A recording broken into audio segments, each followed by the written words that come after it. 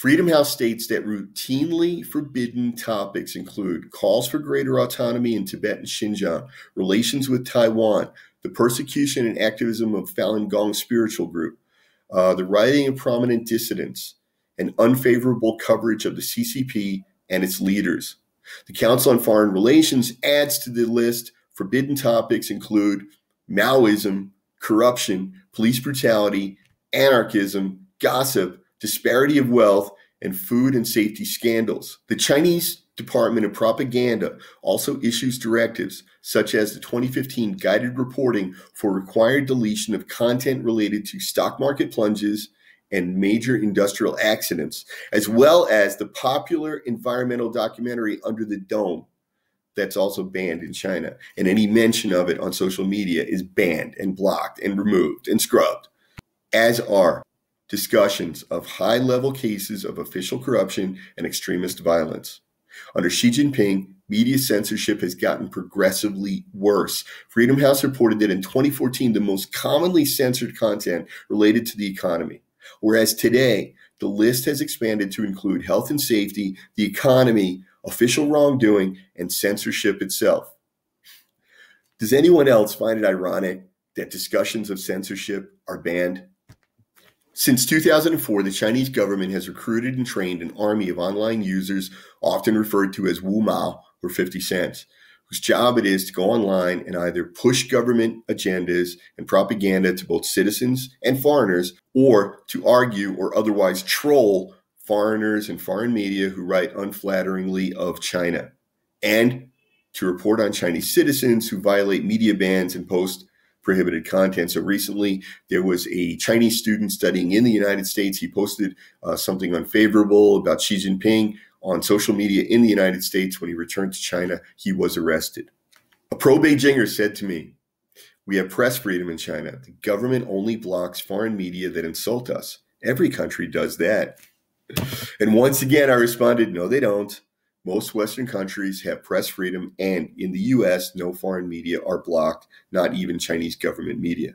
On February 21, 2020, ABC News reported that the US forced 5 Chinese media outlets to register as foreign missions.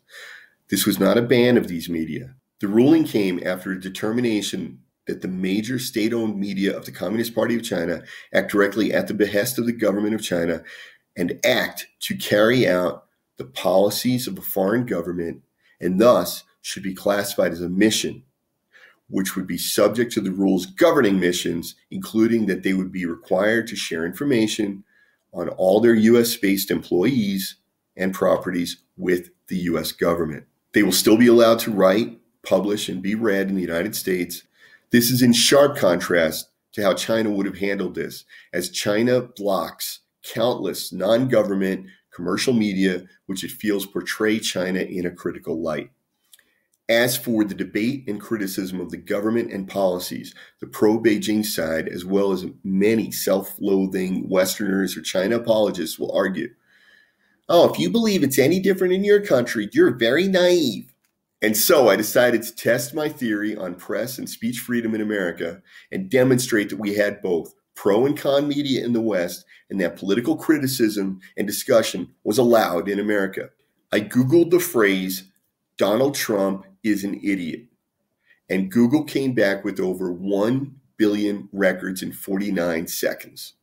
And I am not joking. The exact number was 1,090,000,000 records. And while I admit that I did not read all of them, the first 20 included Amazon.com, Facebook, NBC, Twitter, Newsweek, a photo sharing site called Upslash, which boasted 500 plus Trump is an idiot photos, the New York Times, Independent UK, Snopes, and CNN.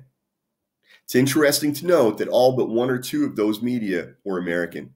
Obviously, neither Chinese media nor foreign media would be permitted to print in China that Xi Jinping is an idiot.